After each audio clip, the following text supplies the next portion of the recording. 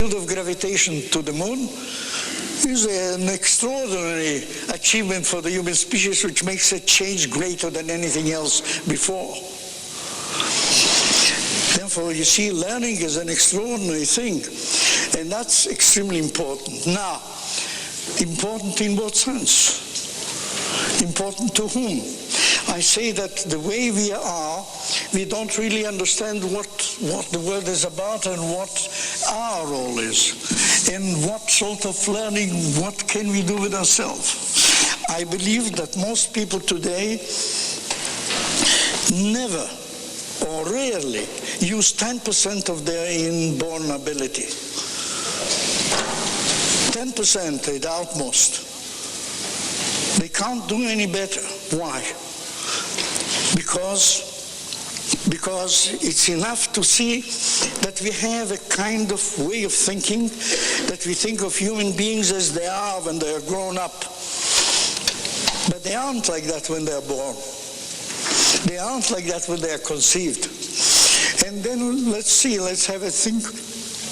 As we have a short while, I couldn't expose you the long theory of the thing from evolution till today so that it makes sense. Therefore, I'll take a concrete example so that you can see something tangibly.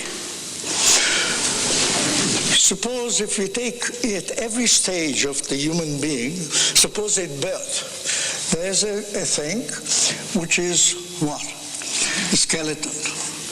It has a skeleton. That will be the skeleton. Now it has a skeleton, it has muscles. Obviously, you need muscles to build a skeleton. Now, the muscles in the skeleton wouldn't do a thing. What can a muscle do if he gets no impulses from somewhere to contract it? So you need a nervous system. By the way, you can see a disconnect, a nervous system, a central nervous system, and nervous system. Then, how could you get a thing like that without an environment? Could there be a human being without an environment? If there was no environment, they wouldn't know to speak. Obvious.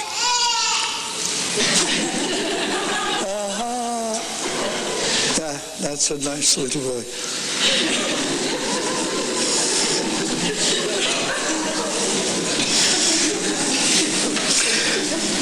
You see?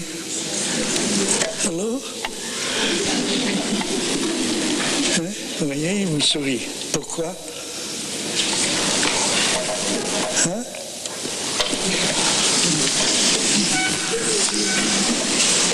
J'ai fait sourire plus d'enfants, non seulement heureux comme celui-là, mais des enfants... Oh, sorry. Sorry. I forgot that I'm talking English. I say I made laugh more babies, more unhappy babies than anybody I know in this world. So there we have this sort of thing. And you've seen that the learning is important. How would this muscle thing and that skeleton thing and that central nervous system learn to speak if they weren't in an environment? Now we will call this the kind of environment at birth. At birth. Then of course it's a minor thing. Or we think so. But then what about making a scheme like that every 6 months? What happens if we do that again? What happens if we do it every 6 months? We make a scheme like that and write. What is the environment for a baby at birth? Just somebody holds it, pulls it out, cuts the navel, and that's that. That's all the environment. But what's the environment of a child like that when it's 6 months old?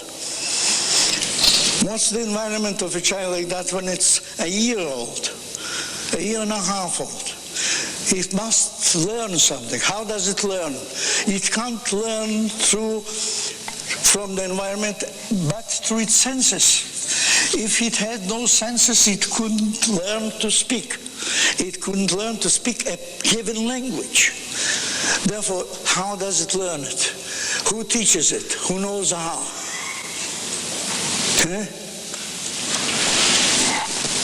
it happens like that. But now, when we say environment, at the beginning it's not environment, but later is a time comes involved. A child of 6 months wouldn't know what it means half an hour late or half an hour early, or what's the time now. Now there must be a time when the child learns what means to be late and what means to be on time. How does he do that? He learns it from whom? He gets it inherited? If he gets it inherited, why does he divide it in 24 hours and in 60 minutes, while all the other things are never divided anymore? It's 60s. It's the Babylonians that did that first. Why 60 minutes? Why 60 seconds? Why 7 days a week? It's not our production of today. It's a time that people had been counting differently. Now, so the learning begins now. There's time. Now, what about gravitation? If that baby will not walk, not crawl, and not form a way of walking, how will he walk? How will he come here to that audience? On a wheelchair, carried by somebody? On a wheelchair, how will he sit if he hasn't formed his extensors of the back? Couldn't sit even if you put him in a chair. Yeah, so there we are. Now we do that at 2 years old. Then is it only time? He becomes grandmother, and there is a social environment and a cultural environment. In other words, a human being cannot be considered a human being like we think, I am that and that's finished with me. You cannot understand a human being, you cannot understand the woman who came today and had a whiplash in her neck. It can't be understood unless she is part of a society which makes cars and has regulations, and there's some people who can't drive and some people who can drive and bang into a car and make a whiplash. And that has to do something with the environment and with her nervous system. Now, if that is so, why did I leave these things open? Imagine that we have to do after, you see, gravitation, environment, time, society, culture. And then how is the muscle connected to the skeleton, and the central nervous system to the muscle, and the central nervous system to the environment? How is it done? And what happens when the connections are spoiled? Suppose we are talking about a violinist. A violinist who lives 3 years, he has learned through time, gravitation, society, he has formed his language, he has learned his music at the academy and everything all right. And then it happens that he went on a plane and some terrorist shot or brought the plane down or took it somewhere.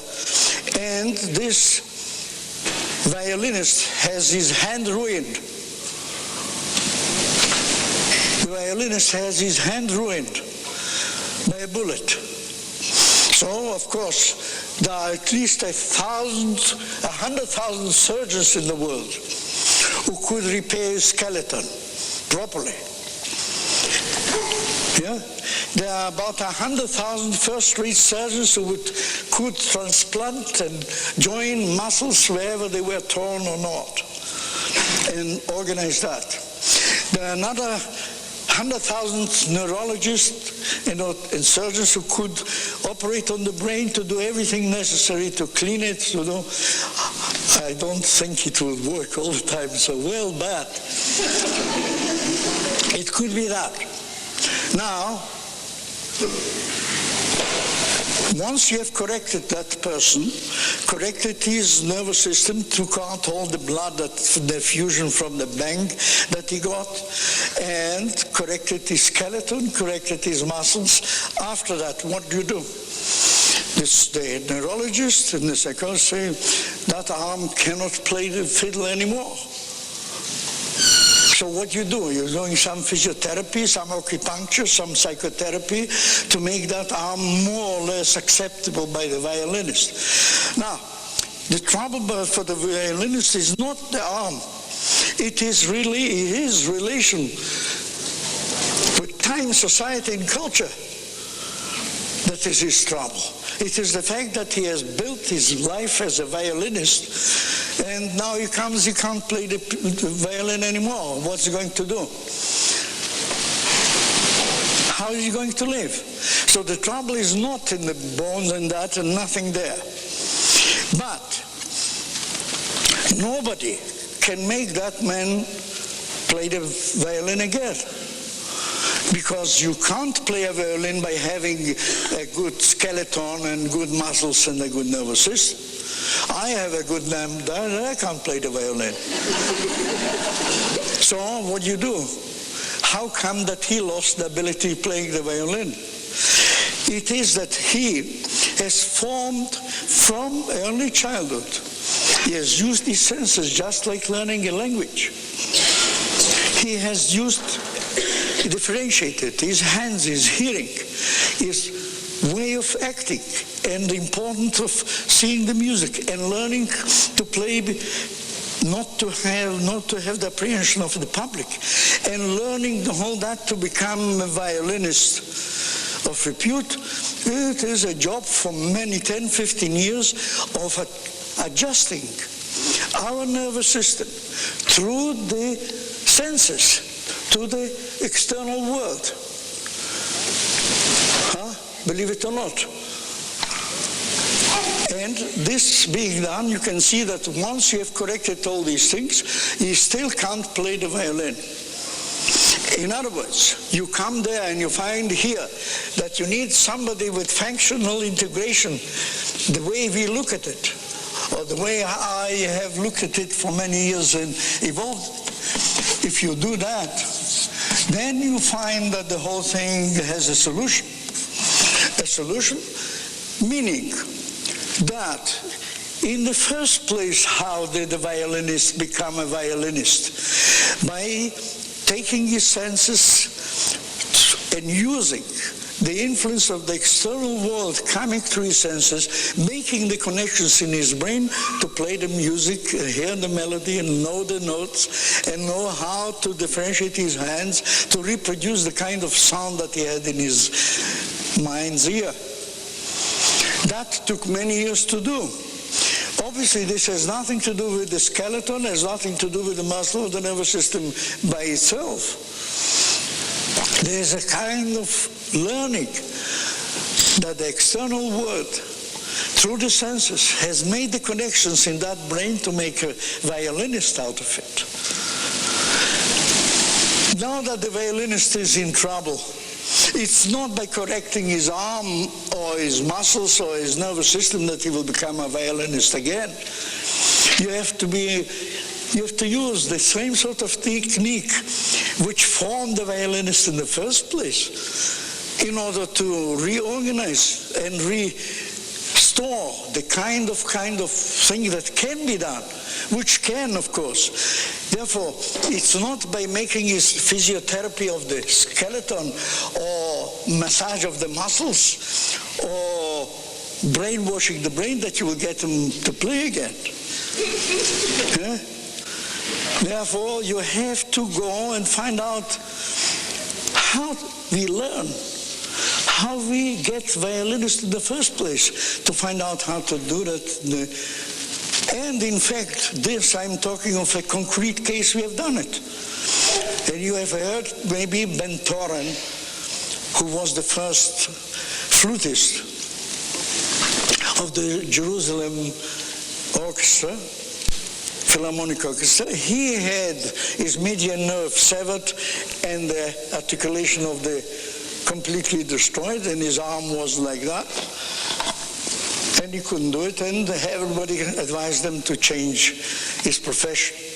It took us about 2 months. He followed me and my assistants from Israel to America because, as I'm going now on the 13th again to America, we couldn't treat him there.